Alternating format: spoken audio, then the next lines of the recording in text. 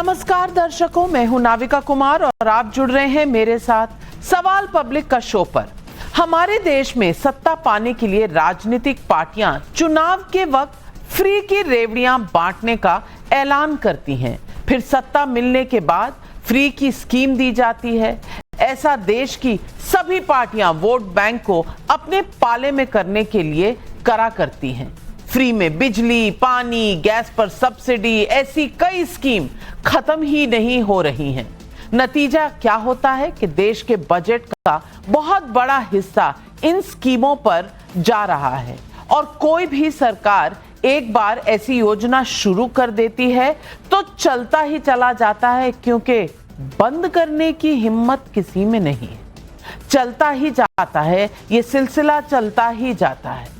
राजनीतिक पार्टियां एक दूसरे को ब्लेम करती रहती हैं और ऐसे में देश के जरूरी विकास का पैसा फ्री की रेवड़ी में बंट जा रहा है। लेकिन आज सुप्रीम कोर्ट ने इस फ्री स्कीम पर एक बड़ी लकीर खींच दी है। चीफ जस्टिस सूर्यकांत ने कहा कि अगर आप फ्री खाना, फ्री बिजली, फ्री साइकिल देकर शुरुआत करते हैं तो आप किस तरह का कल्चर बना रहे हैं। चीफ जस्टिस की बड़ी बड़ी टिप्पणियां जो फ्री की योजनाओं को लेकर हैं, मैं आपके सामने रखना चाहती हूं। सुप्रीम कोर्ट ने कहा, ऐसी नीतियां देश के इकोनॉमिक डेवलपमेंट को नुकसान पहुंचा रही हैं। जब राज्य राजस्व घाटे में है तो फिर भी ये सुविधाएं कैसे उपलब्ध कराई जा रही हैं। इस तरह की फिजूल खर्ची से विकास के लिए कोई संसाधन नहीं बचता। सालाना जो राजस्व इकट्ठा किया जाता है उसका 25% विकास कार्यों में क्यों नहीं लगाया जा सकता। राज्यों को रोजगार के अवसर बढ़ाने पर ध्यान देना चाहिए। मुफ्त योजनाओं में लिप्त होने के बजाय सरकारों को नौकरी निर्माण पर ध्यान केंद्रित करना चाहिए। राज्यों को बताना चाहिए कि ये मुफ्त सुविधाएं कैसे वित्त पोषित की जाएंगी। क्या ये टैक्स का पैसा नहीं है जो आम जनता से लिया जाता है? अगर ऐसा है तो ये प्रवृत्ति कब तक चलती रहेगी? ये एक गंभीर सवाल है, ये आज सुप्रीम कोर्ट ने कहा है। मुफ्त के चुनावी वादे पर हमेशा रेवड़ी वर्सेस वेलफेयर की बहस भी खड़ी होती है। हालांकि कोर्ट ने माना कि राज्य का कर्तव्य है कि वो अपने नागरिकों को बुनियादी सुविधाएं उपलब्ध कराएं, लेकिन क्या ये सुविधाएं सही लोगों तक पहुंच रही हैं और जिन्हें ये सुविधाएं दी जा रही हैं उसकी कोई समय सीमा तय होनी चाहिए या नहीं? आरोप ये लगते हैं कि चुनाव जैसे ही आता है ऐसे स्कीम शुरू कर दी जाती है, चाहे वो बंगाल का चुनाव हो, चाहे वो अभी अभी संपन्न हुआ बिहार का चुनाव हो, चाहे दिल्ली में हुआ चुनाव हो। ये मुद्दा दिन ब दिन बढ़ता चला जा रहा है, जिस पर आज सुप्रीम कोर्ट ने क्रैकडाउन किया। मैं ये भी बता दूं कि अभी इस पर सीधा फैसला आना बाकी है। ऐसे में पब्लिक पूछ रही है सवाल, क्या सुप्रीम कोर्ट ने फ्री की रेवड़ी पर राजनीतिक दलों को आईना दिखा दिया? ये सवाल आज पब्लिक का है।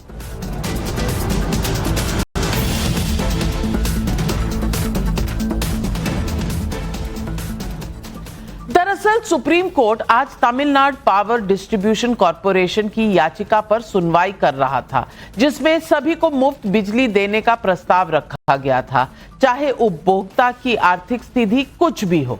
सुप्रीम कोर्ट ने स्पष्ट किया कि यह सिर्फ तमिलनाडु की स्थिति नहीं है, बल्कि पूरे देश में यही समस्या है। अब वक्त आ गया है कि सभी क्षेत्रों में फिजूल खर्ची को कंट्रोल किया जाए ताकि विकास के लिए पर्याप्त संसाधन बच जाएं। याद कीजिए, बिहार चुनाव में तेजस्वी यादव ने वादा किया कि वो हर परिवार से एक को सरकारी नौकरी देंगे। क्या ये संभव था? उसी दौरान एनडीए की तरफ से 10-10 हजार रुपए दिए जाने पर सवाल उठा। ठीक ऐसा ही दिल्ली में जब केजरीवाल की सरकार थी तब बीजेपी ऐसे सवाल बिजली पानी पर फ्री होने पर उठाती थी। बाद में बीजेपी जब चुनाव जीत गई तो आम आदमी पार्टी ने ऐसे आरोप बीजेपी पर लगाने शुरू कर दिए। और याद करें, जब राहुल गांधी ने पूरे देश में खटाखट 1 लाख रुपए वाला वादा किया था, जबकि नौबत ये आ गई थी कि हिमाचल प्रदेश की कांग्रेस सरकार को अब दोबारा से टॉयलेट टैक्स तक लगाना पड़ा।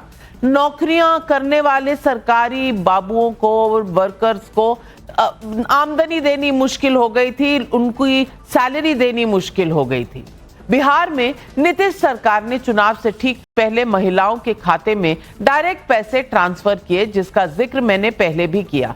महाराष्ट्र, हरियाणा, दिल्ली, लगभग सभी चुनावों में सभी पार्टियों ने ऐसे वादे किए। मुफ्त के चुनावी वादों को लेकर सुप्रीम कोर्ट की टिप्पणी से नई बहस छिड़ गई है। ये बहस इसलिए भी गंभीर है क्योंकि मुफ्त की योजनाओं को लेकर पड़ने वाले वित्तीय बोझ से खुद इसका वादा करने वाले राजनीतिक दल परेशान हैं, लेकिन सब के सब इसकी अंधी दौड़ में शामिल भी हैं, थोड़ा कम या कोई थोड़ा ज्यादा। सुप्रीम कोर्ट के आज के फैसले पर सियासी पार्टियों का क्या कहना है, आइए सुनिए। फ्रीबीज कई जगह जरूरी भी है, ऐसा नहीं है। सोशल सिक्योरिटी की जरूरत बहुत सी जगह बहुत से लोगों को है, गरीब लोगों को है, उनको मिलनी भी चाहिए। लेकिन जिस प्रकार से भारतीय जनता पार्टी की गवर्नमेंट जहां जहां है, या जिस प्रकार से अभी आपने देखा होगा, वहां इलेक्शन के टाइम पे डायरेक्ट बेनिफिट देना और इस प्रकार का जो काम कर रहे हैं, वो मैं समझता हूं वो नहीं होना चाहिए। जैसे बिहार में तो चलते चुनाव में पैसे डाल रहे थे। Obviously, they have also looked at the union budget of this year, and there is no reflection as to how unemployment will be tackled and what is the general economic situation where there is so much of food inflation, there is market inflation, there is consumer inflation. So they are concerned. You see, when you have 80 crore Indians getting rations free, then there is something to look at. So this is a general observation. There is no particular state that they have indicated. लोभ लालच देना, किसी तरह से पैसा बांटना, इसे मैं खराब मानता हूं। लेकिन समाज के कमजोर वर्गों को उनके उत्थान के लिए, उनको बराबरी पर लेकर आने के लिए यदि सरकार आर्थिक रूप से उनकी मदद करती है, बेटियों का विवाह करती है, तो मैं इसे गलत नहीं मानता। अपनी अपनी परिभाषा सबकी हो सकती है, लेकिन माननीय उच्चतम न्यायालय ने यदि कोई निर्देश दिया है तो हम भी चाहेंगे सरकारें इन पर गंभीरता से विचार करें। वोटरों से मुफ्त का वादा सरकारी खजाने के लिए मुफ्त का सौदा नहीं होता। ये घुमा फिरा कर टैक्स पेयर से ही वसूला जाता है या वित्तीय संकट के तौर पर सामने आ जाता है और फिर राज्य कर्ज में डूब जाते हैं। मैं कुछ फैक्ट्स आपके सामने रखना चाहती हूँ। तमिलनाडु का कर्ज 2024 में लगभग 8.5 लाख करोड़ रुपए से ज्यादा हो गया और अनुमान है कि 31 मार्च 2026 को यह 9 लाख करोड़ रुपए से ज्यादा हो जाएगा। इसी तरह उत्तर प्रदेश 9 लाख करोड़, महाराष्ट्र लगभग 9.5 लाख करोड़, बंगाल 8 लाख करोड़ से ज्यादा, पंजाब 3.5 लाख करोड़ तक कर्ज में डूबा हुआ है। 2025-26 में हिमाचल प्रदेश का कर्ज 1 लाख करोड़ रुपए तक पहुंचने का अनुमान है। ऐसा नहीं है कि सुप्रीम कोर्ट ने मुफ्त वाली स्कीम पर पहली टिप्पणी की है। इससे पहले 12 फरवरी 2025 को सुप्रीम कोर्ट ने कहा था कि चुनाव के वक्त फ्रीबीज का ऐलान गलत है। ऐसा करके आप परिजीवियों की जमात खड़ा कर रहे हैं। 9 दिसंबर 2024 को सुप्रीम कोर्ट ने सवाल पूछा कि ऐसे कब तक मुफ्त राशन बांटा जाएगा, सरकार रोजगार के अवसर क्यों नहीं पैदा कर रही। लेकिन कोर्ट की इस टिप्पणी का असर क्या हुआ? अभी भी देश के कई राज्यों में फ्री की स्कीम चल रही है, बल्कि हर चुनाव में नई स्कीमें आती हैं और राजस्व घाटा चाहे बढ़ता चला जाए, कोई सोच नहीं रहा। कुछ फैक्ट्स मैं आपके सामने रखती हूँ। दिल्ली में हर महीने लगभग 200 यूनिट तक मुफ्त बिजली है, पंजाब में 300 यूनिट मुफ्त है और झारखंड में 125 यूनिट मुफ्त बिजली है। राजस्थान में चयनित परिवारों को 300 यूनिट तक मुफ्त बिजली, हिमाचल में फिर 125 यूनिट तक मुफ्त है। बिहार में नई सरकार ने 125 यूनिट तक मुफ्त बिजली की घोषणा की। तेलंगाना, आंध्र प्रदेश, पंजाब में किसानों के लिए बिजली मुफ्त कृषि उपयोग के रूप में दी जाती है। इसी तरह दिल्ली में महिलाओं को मुफ्त बस यात्रा, पानी मुफ्त योजना, हर तरह की योजना चल रही है। मध्य प्रदेश में लाडली बहना योजना के तहत महिलाओं को हर महीने आर्थिक सहायता, मेधावी लड़कियां हो या फिर बच्चे हों, उन्हें स्कूटी मुफ्त। तमिलनाडु की महिलाओं को मासिक सहायता और सार्वजनिक परिवहन में अन्य सुविधाएं दी जा रही हैं। ये सिलसिला हरियाणा में, छत्तीसगढ़ में, बिहार में हर तरफ बढ़ता चला जा रहा है अब सवाल यह है कि अगर सरकार इन योजनाओं को चलाती है तो फिर इसका पैसा आता कहां से है? अगर सारा पैसा फ्री की योजनाओं में चला जाएगा तो फिर देश कैसे आगे बढ़ेगा? ये देश की विकास की योजनाएं होंगी या फिर देश में सिर्फ फ्रीबीज ही चलेंगी? नौकरियां कहां से आएंगी? ये सवाल आज पब्लिक भी पूछ रही है। मुफ्त के चुनावी वादे देश के विकास में रोड़ा। सुप्रीम कोर्ट की टिप्पणी क्या राजनीतिक दलों के लिए अलार्म बेल है? सवाल नंबर 2, क्या राजनीतिक दल सिर्फ सत्ता के लिए मुफ्त का वादा करते हैं या सशक्तिकरण की दलील में कोई दम है? सारी पार्टियां अगर मुफ्त का वादा कर रही हैं तो मुफ्त स्कीम की होड़ कैसे रुकेगी? ये सवाल आज पब्लिक पूछ रही है। सवालों के जवाब देने के लिए आज हमारे साथ जुड़ रहे हैं बीजेपी के राष्ट्रीय प्रवक्ता शिवम त्यागी, राजीव रंजन जी राष्ट्रीय प्रवक्ता जेडीयू के, Priyanka Kakkar ji chief national spokesperson आम आदमी पार्टी की, अब्बास हैदर साहब है नेशनल स्पोक्सपर्सन समाजवादी पार्टी के, तौसीफ अहमद भाई हमारे पॉलिटिकल एनालिस्ट हैं। लेकिन मेरा पहला सवाल रत्नाकर त्रिपाठी कांग्रेस के नेता को जाता है। और रत्नाकर त्रिपाठी जी, मेरा पहला सवाल यही है, मैं बिल्कुल ये नहीं कहूंगी कि कोई एक पार्टी ऐसा करती है, मैं सवाल ये पूछ रही हूं कि अगर सब पार्टियां ऐसा करेंगी तो ये होड़ कब रुकेगी? क्या सुप्रीम कोर्ट की आज की हिदायत पार्टियों के लिए एक अलार्म बेल है? क्योंकि टैक्स पेयर कम से कम होते चले जा रहे हैं और स्कीमें ज्यादा से ज्यादा। आप देख चुके हैं, मैंने दिखाया आपको कि हर राज्य पर किस तरह का राजस्व घाटा और लोन्स है। ये कब तक चलेगा? नहीं, आपने हर राज्य पे नहीं दिखाया। आपने ये नहीं दिखाया कि महाराष्ट्र 10 लाख करोड़ के लोन पे है, उत्तर प्रदेश 9.25 लाख करोड़ के लोन पे है, दिखाया मैंने। मध्य प्रदेश 8 लाख करोड़ के लोन पे, ये आपने नहीं बताया। आप सिलेक्टिव थी। दूसरी बात, टैक्स पेयर तो मैडम सब होता है। आप अगर आईटीआर को ही टैक्स मानती हैं, इनकम टैक्स रेवेन्यू जमा करने की, तो बात दूसरी है। हमारे मोहल्ले में जो काम करती है, जब वो किताब खरीदती है, दाल खरीदती है, चावल खरीदती है, आटा खरीदती है, कपड़ा खरीदती है, सब पे वो टैक्स देती है। केंद्र सरकार खुद 255 लाख करोड़ के कर्ज पे है। तो आप जिस समय कहते हैं, अभी 9 दिसंबर 2024 को इन्हीं जस्टिस सूर्यकांत जी ने कहा था, इनकी बेंच ने, कि आप राशन फ्री में क्यों दे रहे हैं? केंद्र सरकार ने कहा था, हम 81 करोड़ लोग को दे रहे हैं, तो उन्होंने ये टिप्पणी की थी। आपकी बात एकदम जायज है मैडम।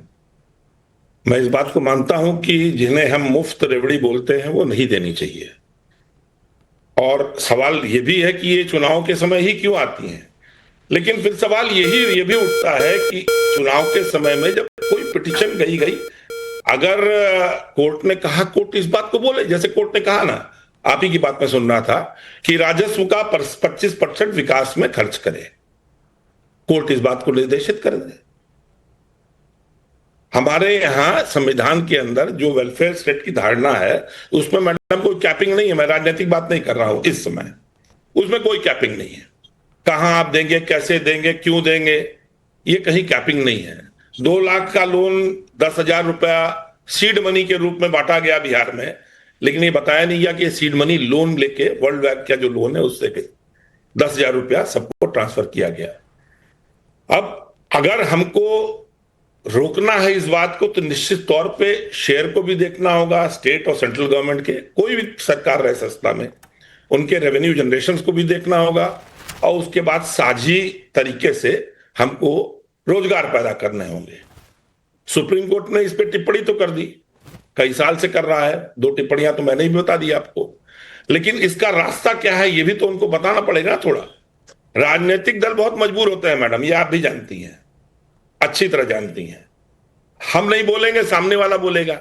सुप्रीम कोर्ट इस बात को ही कह दे, सुप्रीम कोर्ट यही कह दे कि 3 क्वार्टर पहले किसी तरह का अनाउंसमेंट नहीं हो, 9 महीने पहले, चीजें रुक जाएंगी, सही जाएंगी, सही तरीके से आएंगी। मेरा मानना है उसमें 25 से 40% कैप लग जाएगा 9 महीने पहले से, कह दे। लेकिन ये तो सुप्रीम कोर्ट कहती नहीं है, उंगली उठा दी सुप्रीम कोर्ट ने, बता दिया, हम डिबेट करने बैठ गए, लेकिन इसका मूल जहां पे है वो भुखमरी में है, वो गरीबी में है।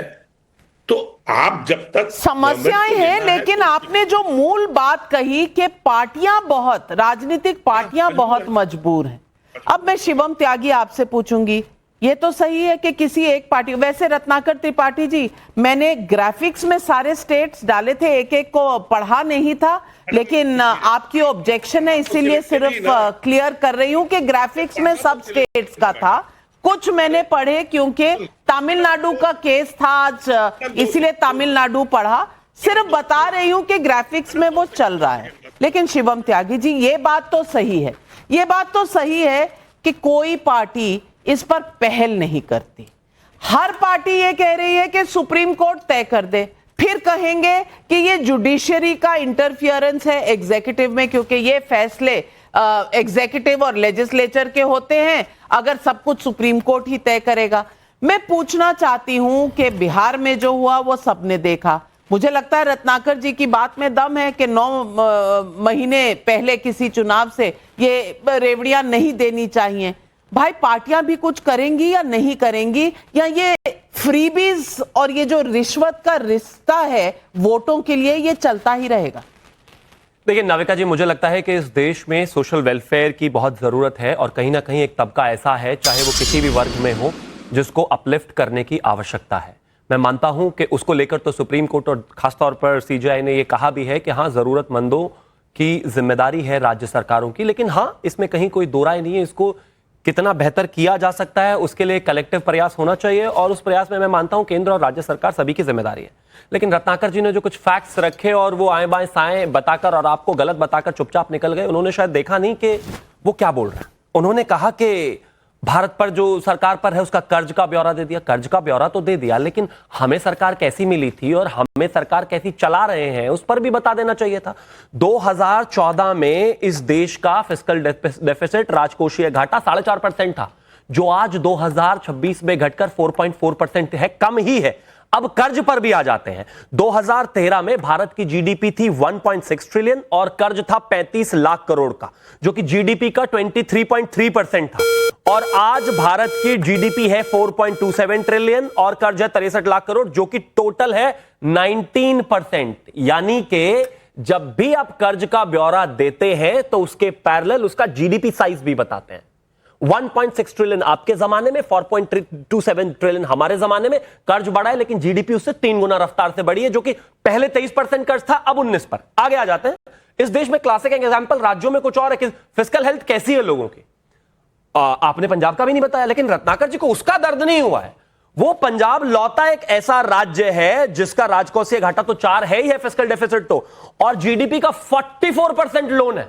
अरविंद केजरीवाल रोज आकर कहते थे, अरे 20-25 हजार करोड़ रुपए रेते की चोरी बचाकर रोक दूंगा। क्या कर रहे हैं सबको पता है, आज भी स्थिति देख लीजिए। छोड़ दीजिए इस बात को। पश्चिम बंगाल 37% जीडीपी का लोन है उन पर भाई। इसके अलावा केरला की अगर मैं बात करूं 34% लोन है। कर्नाटका पर आ जाइए, इसके अलावा तमिलनाडु पर आ जाइए। अब आपने कहा, मैंने सोचा कि भाई आप हमारे राज्य बताएंगे तो मैं उन पर भी आ जाता हूं। जब उत्तर प्रदेश पर कर्ज की सीमा बताते हो तो उसकी जीडीपी भी कृपया करके बताया करें। उत्तर प्रदेश की जीडीपी 2013 में अप्रॉक्सीमेटली 13 लाख करोड़ थी और आज 2025 में 30 लाख करोड़ है। हमारे ऊपर जो कर्ज है वो 6.6 लाख करोड़ का है, जो टोटलिटी का 32% है। बाप, सब वही बाकियों के राज्यों से फिस्कल डेफिसिट लेकर बैठ गए हैं, सब वही खाता लेकर बैठ गए हैं। मैं प्रिंसिपल की बात कर रही हूं और प्रियंका कक्कड़ जी, मैं प्रिंसिपल पर आती हूं। प्रिंसिपल ये है, ये कंपटीशन नहीं है कि कांग्रेस रूल्ड स्टेट है तो ऐसा करती है, बीजेपी रूल्ड स्टेट है तो ऐसा करती है। ये प्रिंसिपल की बात है कि क्या ये देश हमारा है और क्या ये देश अफोर्ड कर सकता है। मैं पूछ रही हूं प्रियंका कक्कड़ जी कि क्या सभी राजनीतिक दलों को इन मुद्दों पर चर्चा करनी चाहिए या नहीं? नंबर 1, वेलफेयर की जरूरत है, गरीबों को कुछ देने की जरूरत है, उनको सपोर्ट करने की जरूरत है, ये बिल्कुल वाजिब नियत है। लेकिन कब तक और कितनों को, और मतलब उसको रिविजिट करना है कि नहीं कि ये ताउम्र चलती रहेगी और टैक्स बेस आपका बढ़ेगा नहीं और सिर्फ फ्रीबी हर चुनाव से पहले हर राजनीतिक दल करेगा, तो फिर देश कैसे चलेगा? नौकरियां कहां से आएंगी? विकास कहां से होगा? ये सवाल अब अगली पीढ़ी के लिए भी कोई पूछेगा या नहीं? Navika ji 2 minute please bear with me. आप देखिए कि ये सवाल उठा क्यों, क्योंकि भाजपा का एक नेता फिर से पिटीशन डाल देता है, क्योंकि बिहार चुनाव खत्म हो गए, इलेक्शन कोड के बीच में इन्होंने 10,000 रुपए सबको बांटा था, अब ये नहीं बांट सकते, इनको अपने किए हुए वादे पूरे नहीं करने। दिल्ली में इन्होंने 2500 प्रति महिला का वादा किया था, वो वादा पूरा नहीं करना, तो अब ये सुप्रीम कोर्ट की टिप्पणियों को ऐसे उठा के बता रहे। नहीं तो ये सुप्रीम कोर्ट को मानने वाले लोग हैं, ये वही लोग हैं जो पलट देते हैं सुप्रीम कोर्ट के फैसले। जब सुप्रीम कोर्ट कहता है कि दिल्ली सरकार के पास पावर होगी अफसरों के ऊपर, अधिकारियों के ऊपर, तो सुप्रीम कोर्ट उनके फैसले पलट देता है, ये वो सरकार है। पहली चीज। दूसरी चीज, 2 मॉडल हैं देश में, एक है रेवड़ी मॉडल, एक है रेवड़ा मॉडल। रेवड़ी मॉडल के तहत अरविंद केजरीवाल जैसे इंसान की फिजिकल प्रूडेंस की वजह से आपको दिल्ली में एक सरप्लस बजट मिला, जब वो पेंशन देते थे, जब वो फ्री पानी, फ्री बिजली, फ्री तीर्थ यात्रा, फ्री मोहल्ला क्लिनिक, जिसमें 412 टेस्ट फ्री, जिसमें दवाइयां फ्री, ये सब फ्री देने के बाद भी एक सरप्लस बजट पेश करते थे, क्योंकि हमारा मानना है आइडियोलॉजिकली कि जनता के पैसे पर पहला अधिकार जनता का ही है, किसी और का नहीं। इनका है रेवड़ा मॉडल। अब जो मैंने आपको स्कीमें गिनाई ना, अरविंद केजरीवाल की फिजिकल प्रूडेंस जिस वजह से दिल्ली का बजट भी पॉजिटिव में रहता था, उन सारी स्कीम्स को मिला लेंगी आप, फ्री पानी, फ्री बिजली, फ्री तीर्थ यात्रा, फ्री स्कूल, फ्री हेल्थ, इस सब के बाद भी हमारा इस सब पे खर्चा होता था 5,335 करोड़ पर ईयर, यानी कि 5 साल में 27,000 करोड़। इधर ये क्या करते हैं, 16 लाख करोड़ पूंजीपतियों का माफ कर देते हैं। आप सोचिए 16 लाख करोड़ में पूरी इंडिया की बिजली फ्री, पूरे इंडिया का पानी फ्री, पूरे इंडिया की शिक्षा फ्री हो सकती थी। पर ये इनका रेवड़ा मॉडल है जो एक सिलेक्ट लोगों को ही बेनिफिट देता है। आज मैं एक ऑक्सफैम की स्टडी पढ़ रही थी, उसमें भी ये था कि हमारे देश में नीचे का तबका, लगभग 70% नीचे का तबका है जो ज्यादा टैक्स भरता है, ज्यादा जीएसटी भरता है, instead of the top 10%, top 1% जो बहुत कम टैक्स देता है। आपको याद होगा कि कैसे कॉर्पोरेट टैक्सेशन में इतना ज्यादा काट दिया मोदी जी ने अपने पूंजीपति मित्रों के लिए। तो सारे पूंजीपतियों से हम उनकी इंडस्ट्री छीन लेते हैं और सबको गरीब कर देते हैं। Thank you. 2 मॉडल हो सकते हैं, एक के गरीबों को ऊपर ले आओ, दूसरा कि अमीरों को नीचे ले जाओ। शिवम त्यागी जी, कौन सा मॉडल चाहिए? इकोनॉमी नहीं है देखिए, मैं मानता हूं कि गरीबों को अपलिफ्ट करने की आवश्यकता है और बिजनेसमैन को जो इस देश के हैं उनको भी मजबूती देने की आवश्यकता है, ताकि इस देश का फिस्कल हेल्थ अच्छा रहे। मैं मानता हूं आप दिल्ली से हार गए, लेकिन मुझे यह समझ में नहीं आ रहा प्रियंका जी को इतना दर्द क्यों है? आज भी दिल्ली ही चल रहा है आपके थॉट्स में। हाँ, देश की राजधानी है, लेकिन वो जो पंजाब का पुत्र पंजाब में बैठा हुआ है सालों से, वो पंजाब की बात नहीं कर रहे आप। अरे चली गई दिल्ली भाई आपसे। अब पंजाब में जो जीडीपी का 44% है, इसका क्या कर रहे हो भाई? जब हालत इतनी खराब थी और सरकार बनी थी, कहते थे हमें कोई जरूरत नहीं है केंद्र से पहली स्थिति में सैलरियां देने के लिए और सारी चीजें करने के लिए 50,000 करोड़ की मांग आ गई थी। और मैं आपके नेता के वो जो पंजाब के पुत्र वहां पर शीश महल 2 बनाकर बैठे हुए हैं, मैं उन्हीं का स्टेटमेंट बना दूंगा। पैसे की कोई कमी नहीं है जी, किसी को कोई दिक्कत नहीं है, बहुत पैसा है पंजाब में। अब पंजाब का एग्जाम्पल देते नहीं बन रहा। सबसे ज्यादा फिस्कल हालत किसी की राजकोषीय घाटा, लोन, सबसे ज्यादा हालत अगर कहीं खराब है तो कहां है? जहां आप बैठे हुए हैं। करिए इसको बेहतर, अगर आपको इतना ही बेहतर करना आता है। दिल्ली में सबको पता है कि वहां पर प्रियंका जी जवाब दें, पहल कौन करेगा? मैं आपको एक बात बताती हूँ। पहले जो शिवम त्यागी जी ने बिना तथ्यों के आरोप लगाए हैं, उसमें मुझे सिंपली इनको ये बताना है कि जब अकाली और बीजेपी की सरकार थी, जिन्होंने पूरे पंजाब को नशे में डुबो दिया था, और जो कांग्रेसियों की सरकार थी, उसका डेट इनहेरिट किया हमने। और थोड़ा सा अगर आंकड़े चैटजीपीटी को छोड़ के प्रॉपर्ली सीएजी की रिपोर्ट्स और बाकी सब बजट देखें, तो इनको पता चलेगा कि वो डेट भी कम हुआ है हमारे। नहीं, आप बताइए। नहीं, कोई चैटजीपीटी का आंकड़ा नहीं। एक काम करते हैं, बहस कर लेते हैं। चुप रहिए, चलिए अपनी बारी पे बोलिएगा। मैं चुप हो जाऊंगा, आप मुझे अपनी बारी पे बोलिए। और उन्हें बोलने नहीं दीजिए, फिर आप काउंटर कीजिए। डिबेट, हाँ, ऐसी मतलब खुद भाषण, खुद ज्ञान बांटेंगे ये बीजेपी वाले। ऐसा नहीं करना चाहिए, ऐसा नहीं करना चाहिए, खुद यही करते हैं। मैंने आपको बताया ना, सुप्रीम कोर्ट का भी ऑर्डर पलट देते हैं। आज ये सुप्रीम कोर्ट की बात को ऐसे लेके डिस्कस कर रहे हैं जो इनको कोई किसी का अधिकार नहीं है। इनकी शायद रुचि नहीं होगी ये डिस्कस करने की। मान लीजिए मेरी बात प्रियंका जी, ये रुचि मेरी है, क्योंकि देश का भविष्य किसी को सोचना है, तो ये जनता की मुहिम है कि भैया कुछ सोचो, कहीं ब्रेक लगाओ। तो मैं आपको ये कहती हूँ नविका जी, देखिए, मुझे और मेरी पार्टी का साफ मानना है कि जनता के टैक्स पर जनता का ही अधिकार है सबसे पहला। अब ये फ्री बस यात्रा, आपको याद है मोदी जी ने कैसे कहा था दिल्ली चुनाव से पहले कि अरे तो बड़ी खराब स्कीम है। अरे उससे आप अगर थोड़ी स्टडीज पढ़ लेंगे, उसमें आपको दिखेगा कि किस तरह से इकोनॉमिक एम्पावरमेंट हुआ विमेन का, किस तरह से हस्बैंड्स भी रात को आकर जब कहते थे चलो क्योंकि बस फ्री थी तो घुमाने ले जाते थे, किस तरह से it had far reaching implications on psychological economic implications. इस तरह की स्कीम ने इनेबल किया। आप अगर विकसित देशों में आप तो घूमती है नविका जी, आप you are in the 1% of the country which has the opportunity to look what is happening abroad.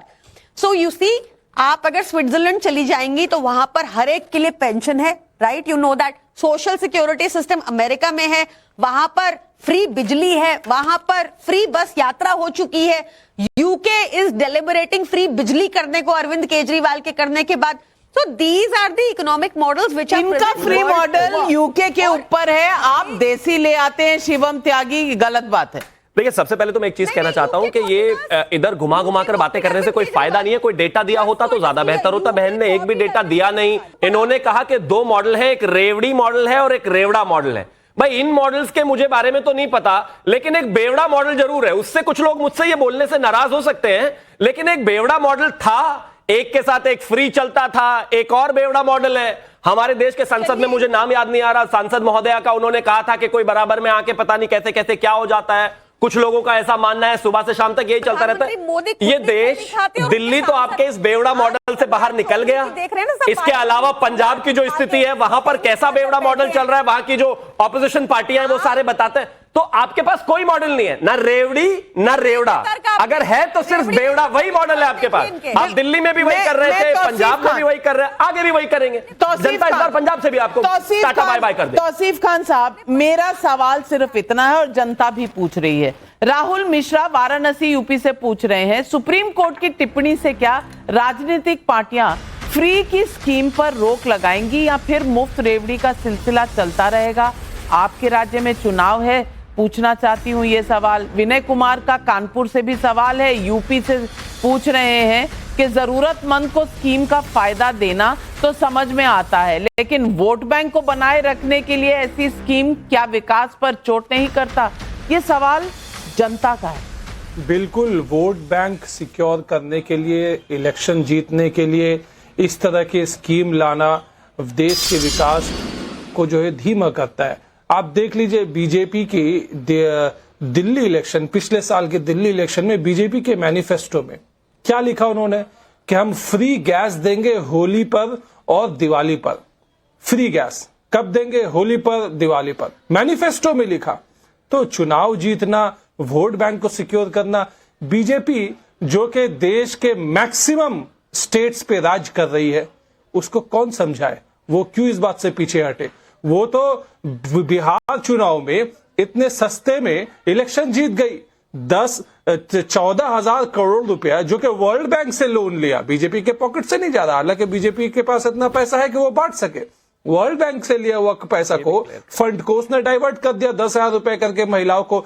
चुनाव के वक्त मॉडल कोड ऑफ कंडक्ट लागू होने के बावजूद उन्होंने डिस्ट्रीब्यूट किया चुनाव जीतने के लिए। तो ऐसी पार्टी, ऐसी बेशरम पार्टी, और प्रधानमंत्री हमारे जो है इस पे मौन बन जाते हैं। प्रधानमंत्री को ये सारा कुछ दिखता ही नहीं है। वो तो प्रधानमंत्री लंबी लंबी भाषण करने लगते हैं, लेकिन ऐसे मुद्दे पे वो कभी नहीं बोलेंगे। क्या उन्होंने कंडेम किया कि दिल्ली इलेक्शन के मैनिफेस्टो से इस बात को हटा दो? क्यों होली और दिवाली का आप नाम लेकर के बोलोगे कि हम फ्री का गैस कनेक्शन देंगे? उन्होंने कोई कंडेम नहीं किया। होली दिवाली से इतनी टेंशन क्यों हो गई है आपको? जवाब दिया तौसीफ भाई, होली दिवाली से टेंशन हो गई। मैं तो कह रही हूँ कभी भी नहीं देना चाहिए, लेकिन ये होली दिवाली पर आप बहुत इंसिस्ट कर रहे हैं। राजीव रंजन जी, मेरा सवाल ये है कि बिहार में जो आपने किया, ये अब आपका पीछा नहीं छोड़ने वाले, और बाकी पार्टियां आपसे सवाल पूछ रही हैं। अब इन सवालों के जवाब तो देने पड़ेंगे। अगर मॉडल कोड ऑफ कॉन्डक्ट के दौरान आप ये पैसे 10,000 रुपए देंगे और उसके बाद देश को ज्ञान भी देंगे, तो लोग सवाल तो पूछेंगे ना। देखिए, जनता सबसे बड़ी निर्णायक है और जनता ने जनादेश दे दिया है। देखिए, 2 बातें बेहद महत्वपूर्ण है। सबसे पहले, जिनको पैसे मिले हैं वो जीविका दीदियां हैं। जीविका का जो मॉडल है 2006 से आज तक उन्होंने जो काम किए 57,000 करोड़ रुपए का उनका टर्नओवर है पिछले वित्तीय वर्ष में, और ये इस वर्ष जब आकलन होगा तो ये और बढ़ा हुआ मिलेगा। पहले से भी जो जीविका अपने साथ जुड़े महिलाओं को कई बार 48 घंटे में 15,000 से 2 लाख रुपए तक की वित्तीय सहायता वो देते रहे हैं। इस बार जिनको पैसे मिले, प्रक्रिया पर भी मैं आऊंगा, जो पैसे मिले वो योजना की निरंतरता है, कोई फ्रीबीज नहीं है, इसको मुफ्त की रेवड़ी नहीं कह सकते हैं, इसलिए कि हम उन्हें प्रशिक्षण भी देंगे, उन्हें 5 चरणों में जो अगले 2 लाख रुपए दिए जाने हैं वो भी उन्हें मिलेंगे। हर चरण में जो उनके लिए एक निर्धारित योग्यता हासिल करनी है उसको वो हासिल करेंगे, और अगले चरण में जो उनको राशि मिलनी है वो मिलेगी। ग्रामीण अर्थव्यवस्था को हम कह सकते हैं कि पंख लगने जा रहे हैं। महिलाएं कभी भी फिजूल खर्ची नहीं करती हैं। अब बिहार में आपका नेटवर्क बहुत ही बड़ा है, जमीनी सर्वे कराइए कि जिन महिलाओं को पैसे मिले वो फ्रीबीज की तरह इस्तेमाल कर रहे हैं या जीवन की बेहतरी के लिए उसका इस्तेमाल कर रहे हैं। लेकिन फिर आपको ये याद चुनाव से पहले क्यों आती है? पहले क्यों नहीं आती? ये साफ दिखाता है कि कहीं ना कहीं ये रिश्वत दे रहे हैं आप वोट लेने के लिए। क्यों अब्बास हैदर? मेरा सवाल ये है और जनता का सवाल ये है कि वेलफेयर के लिए आप नीचे के तबके के लोगों को ऊपर लाना चाहते हैं, ये सही है। हर देश में ये वेलफेयर होना चाहिए, लेकिन इसकी मॉनिटरिंग भी तो होनी चाहिए कि भाई कितने साल ये चलेगा। अब जब किस लेवल तक लेकर आएंगे? लोगों को रोजगार देना है या फ्री का सामान दे देकर सबको घर बैठा देना है कि आगे वो जाकर नौकरी करना चाहे भी तो कर ना पाए? ये कैसा देश हम बना रहे हैं? बिल्कुल नाविका जी, आपने जो बात कही है मूलतः माननीय उच्चतम न्यायालय ने भी इसी बात की ओर इशारा किया है। माननीय उच्चतम न्यायालय ने जहां एक और इस बात पर चिंता व्यक्त की है कि जिस प्रकार से सरकारें चुनाव से ऐन पहले डायरेक्ट मनी ट्रांसफर कर रही हैं वोटर्स के अकाउंट में, तो उसमें 2 विषय हैं। पहला विषय तो फ्रीबी का आता है, दूसरा विषय चुनाव को प्रभावित करने का है। और माननीय उच्चतम न्यायालय ने नाम ला लेकर के उदाहरण भी दिया है कि हालिया जो विधानसभा चुनाव हुए उनका हाल हम जानते हैं। देखिए, चाहे ये लाडली बहना योजना हो जहां पे हमने देखा कि 17 अक्टूबर, 24 अक्टूबर, 31 अक्टूबर और 7 नवंबर 4 दिन में मनी ट्रांसफर हुआ आचार संहिता लागू होने के बाद। चाहे आप देखिए अरुणोदय 3.0 योजना जो असम में चल रही है, अभी देखिए जनवरी फरवरी में वहां पे पेमेंट नहीं पहुंचा है, 1500 रुपए का जो राज्य सरकार देती है। अभी वहां चुनाव होने, अभी देखिएगा आप चुनाव से ऐन पहले मनी जो है क्रेडिट हो जाएगा, अकाउंट में मैसेज आ जाएगा। तो ये जो वोटरों को प्रभावित करने की नीयत है सरकार की, ये सरकार की नीयत पे सवाल खड़े होते हैं। देखिए, वेलफेयर स्टेट है हमारा, और निश्चित रूप से अगर हम वर्कफोर्स को एम्पावर करने के लिए, वर्कफोर्स को डेवलप करने के लिए अगर कोई स्कीम लाते हैं तो उसका स्वागत होना चाहिए। अगर कोई भी सरकार ऐसी योजना लाए तो हम उसका स्वागत करेंगे, कोई टिप्पणी नहीं करेगा। देखिए, आप जैसे समाजवादी पार्टी की सरकार थी तो कन्या विद्या धन बांटा जाता था 30,000 रुपए। कहां स्वागत करते हैं आप लोग? कहां? इतना 12 लाख करोड़ इंफ्रास्ट्रक्चर पर स्पेंड हो रहा है, उससे नौकरियां हो रही हैं। किसने स्वागत किया? मैं पूछना चाहती हूं, किस राजनीतिक दल ने स्वागत किया इसका? मैंने किसी की एक भी ऐसी रिएक्शन नहीं देखी। और रत्नाकर त्रिपाठी जी, मैं पूछना चाहती हूं, आज आपने हर शहर का, हर कस्बे का हाल देखा है? कहीं नालियां नहीं है, कहीं सड़कें नहीं हैं, म्यूनिसिपल लेवल पर, लोकल गवर्नमेंट लेवल पर। अगर हम ये रेवड़ियां बांटनी बंद करेंगे तो शायद ये इंफ्रास्ट्रक्चर सही होगा, लोगों को रहने सहने के लिए अच्छा वातावरण मिलेगा। इसके बारे में कोई सोचेगा? अगर नाविका जी सरकार सत्य बोलेगी तभी सब ठीक होगा। शिवम त्यागी जी ने बड़े बड़े आंकड़े दिए। पहले जब आंकड़े होते थे ना, 8 लेन जो बनती थी, 8 लेन की हाईवे 100 किलोमीटर मानी जाती थी। 1 अप्रैल 2019 से गडकरी जी ने उसको चेंज करके कह दिया वो 800 किलोमीटर मानी जाएगी। यानी अगर 10 सड़कें बनी, 1000 किलोमीटर पहले होता था वो 8000। उसी तरह से इन लोगों ने क्या किया, जीडीपी बघार रहे थे, जीडीपी के आधार वर्ष में बदलाव किया, 2004-5 की जगह 2011-12 ले। और इसके बाद क्या किया इन्होंने? हमने नहीं, इन्हीं के मुख्य आर्थिक सलाहकार अरविंद सुब्रमण्यम 14 से 18 तक उन्होंने पेपर पब्लिश किया है। India's GDP miss estimation, likelihood, mechanism, magnitude and implication. उसमें उन्होंने बताया है कि हम लोग ने ओवरस्टेट किया 2.5%। एक्चुअली 2014 से 18 तक जब जीडीपी 4.4 थी, हमने 6.9 दिया। तो ये आंकड़ों का ढोल पीटने दीजिए मैडम। सत्यता वही है जो आपने बोली, बदहाली है, सड़क नहीं है, पानी नहीं है, बिजली नहीं है। 81 करोड़ लोग का ढोल पिछले 11 साल से पीट रहे हैं राशन में, और जीडीपी बढ़ गई, पर कैपिटा इनकम बढ़ गया, सब बढ़ गया।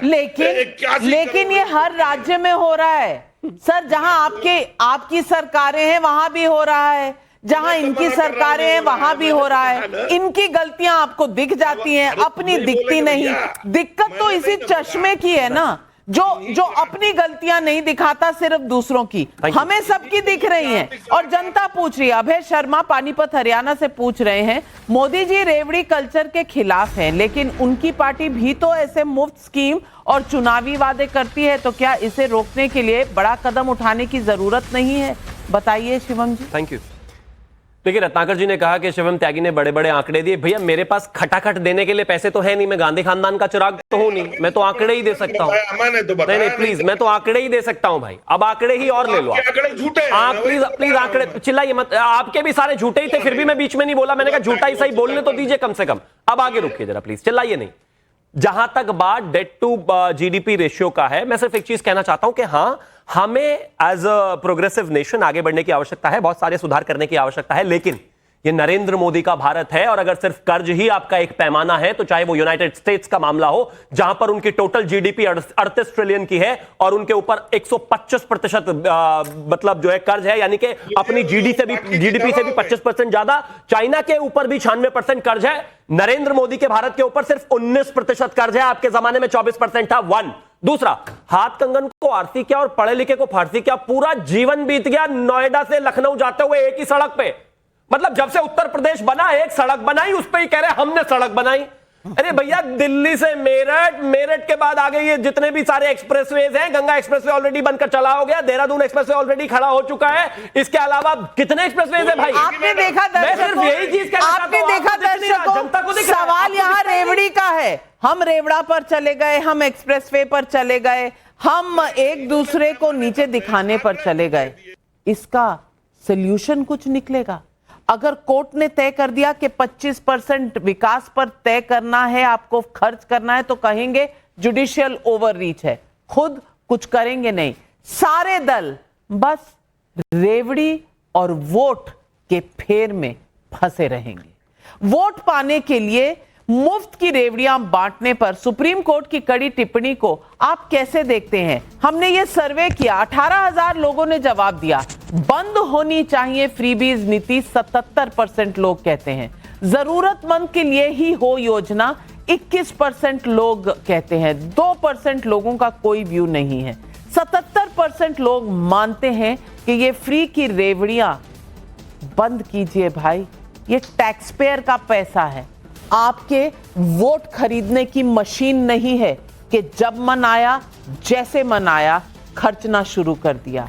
आप इन्वेस्ट कीजिए, डेवलपमेंट कीजिए, अच्छे घर, अच्छी सड़कें, गड्ढे नहीं जिसमें गाड़ियां गिर जाएं और मोटरसाइकिल गिर जाएं। सड़कें दीजिए, सही पानी दीजिए, लोगों को नौकरियां दीजिए। ये सब सवाल है पब्लिक का। आज बस इतना ही। तमाम पैनलिस्ट को देती हूं धन्यवाद, लेती हूं आपसे इजाजत।